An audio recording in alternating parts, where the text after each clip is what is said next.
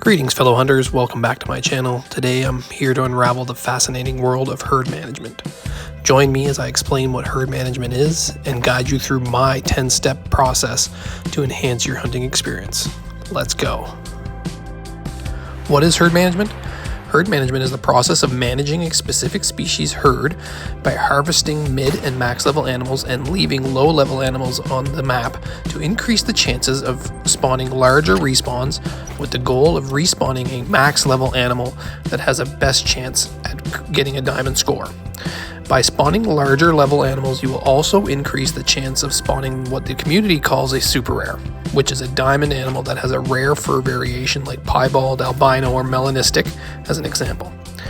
The community is also split on the idea that herd management affects how quickly you spawn in a great one for one of the 5 species that have great ones. The developers and EW have not confirmed or denied if this is the case. Step 1. Picking the right map and species.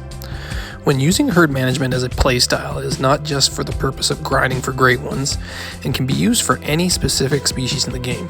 Since herd management increases the chance of respawning a diamond, I've done herd management grinds for a diamond blacktail deer, gemsbok, European, and plains bisons, and as well as Greedo ibex. But I've also used herd management in my great one red deer, whitetail, moose, and fallow deer grinds. Some animals tend to be easier to manage, specifically animals that travel in herds like red deer and whitetail deer. So, start by figuring out what animal you want to herd manage and what map you want to manage them on. I have chosen Te Aroa for both my red deer and fallow deer grinds because they are concentrated to one side of the map and they have the least amount of zones to manage with up to 40 zones each compared to 55 plus zones on other maps for red deer and fallow deer. Step 2. Do your research. Before you embark on your herd management journey, it's crucial to familiarize yourself with the map and species guide for each animal. Get to know their drink zones, their lakes, rivers, drink times, potential animal levels, what the diamond score is, and rare fur types specific to your target. Experts like ProXCK, Will the Hunter, and Lady Legend XO have crafted exceptional guides. Check out their channels. I strongly recommend watching their guides before you start any of your grinds. Step 3. Find all of your zones. Now that you've selected your species and map, the next vital step is locating all of their drink zones. The game respawns to animals that have been taken down, but if you haven't discovered most of their drink zones, respawns might just end up in uncharted herds or solitary zones that you've not discovered yet. To ensure consistency, scout for all the drink zones. Begin by scouting around bodies of water an hour after their drink time starts. You can even pick up need zone indicators up to 2 hours after their drink time ends. Toward the end of drink time, hop on an ATV and encircle the lake, gather need zone indicators. Smaller lakes typically have 1 or 2 zones, whereas larger lakes may have 4 or more. Coastal areas and rivers typically feature zones spaced around 250 meters apart, so stay vigilant and be ready. Step 4. What zones to grind?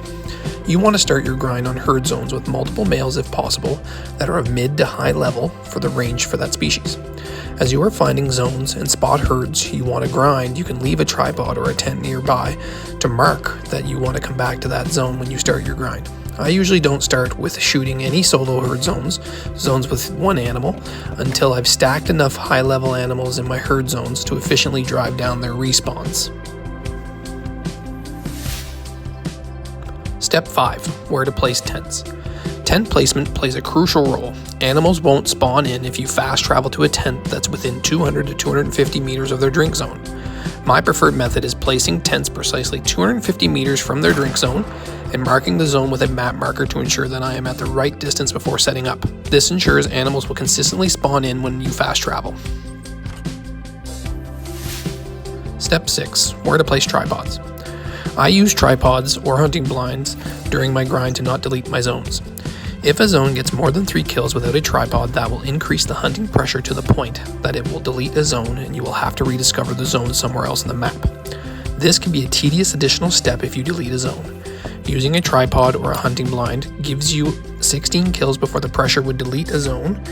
I have never deleted a zone while using a tripod or a hunting blind. I usually set those up as close as I can to a tent to save time, or if I want to get closer to the animal zone for a more clearer shot, I will set them up between 175 to 200 meters, which allows me to safely run to the tripod without spooking the animals. Step 7. What animal do I shoot?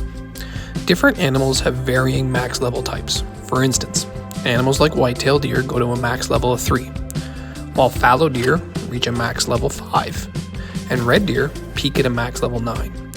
Adapt your strategy accordingly. For max level 3 animals, focus on shooting level 2s and stacking diamond potential 2s and 3s. For max level 5 species, target 3s and 4s, and stack diamond potential 4s and 5s. Avoid shooting the 1s and the 2s. Finally, for max level 9 animals, shoot level 5, 6, 7, and 8, and stack diamond potential 8s and max level 9s. If you prefer not to stack, you can shoot max level and diamond potential animals, which might slow down your progress initially, but won't negatively impact your grind. Step 8. Stacking. Stacking is a crucial strategy at the beginning of your grind.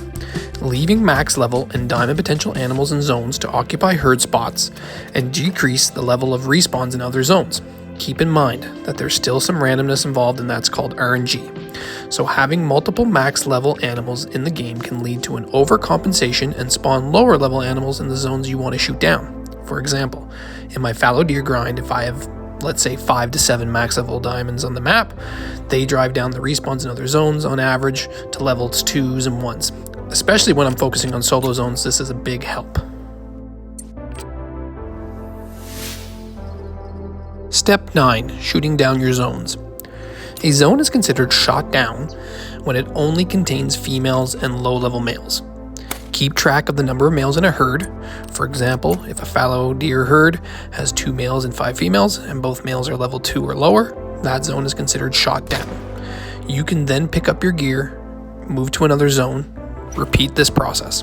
Once you've left with about 10 to 12 zones, you can harvest your stacked diamonds and diamond potential animals as they've fulfilled their role in the stacking part.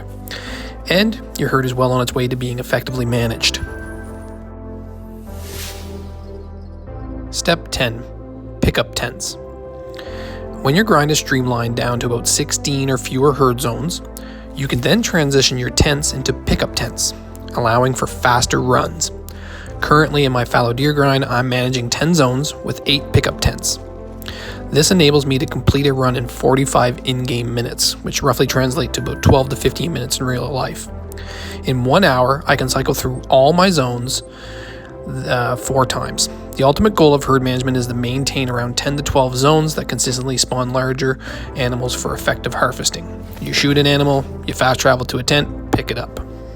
Now that you have my 10-step process, I do have some additional tips that will help you on your grind. Tip number 1, pick up all your harvests. Jaxie Beard, who was once a content creator for Call of the Wild, is now a community manager for EW and hosts the weekly Expansive World stream.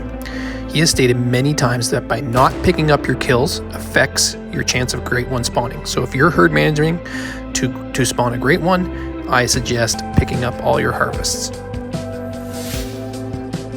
Tip number 2, dealing with your solo zones. I treat my solo zones as if they're a separate grind than a herd zone. If you shoot a solo male, they will also respawn anywhere on the map. This will cause you to have to rediscover those zones. Once I have stacked some diamond potential animals in my herd zones, I then focus on the solo zones and grind them down to smaller levels because you have to keep refining them. Once you've got them ground down to where you find them acceptable, then you can go back to the herd zones. Tip number 3, the 1-minute trick.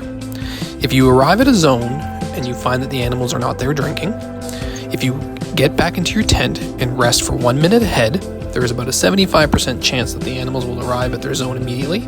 If they are not currently there, try it.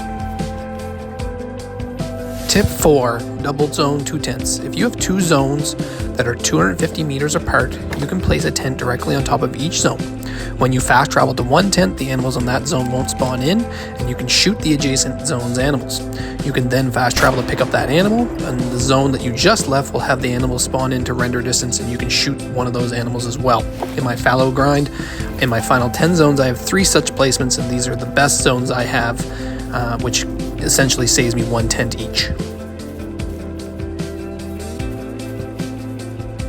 That's all for today, fellow hunters. Feel free to ask me any questions in the comments section below, and I'll do my best to answer any of your questions. Feel free to tell me about your favorite hunt so far in Call of the Wild, or how your herd management grind is going.